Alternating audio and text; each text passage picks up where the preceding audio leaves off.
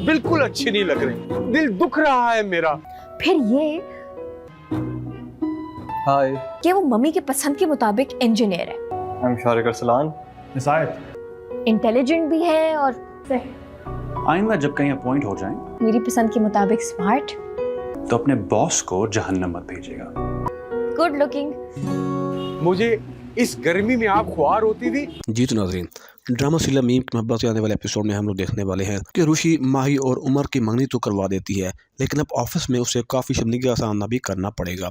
वो ऑफिस में सबको यही बताती फिरती है कि उसका कज़न और उसकी बहन ही आपस में ठीक मैच करते थे, उनकी जोड़ी बहुत अच्छी है। एक दिन जब रुशी ऑफिस में अपने दोस्त के साथ तला के बारे में मजाक की बात कर रही होगी कि तला बहुत सख्त और रुशी को हर वक्त बेइज्जत करता रहता है और डांटता रहता है, और रुशी ये भी कहती है कि मेरा बॉस तो मुझे जहन्नम में भेज कर ही दम लेगा। तब तला रुशी की सारी बातें सुन लेता है। इसके बाद तला रुशी की खूब डांट पिटाई करता है, तुमने ऐसा अल्फाज क्यों इस्तेमाल किए।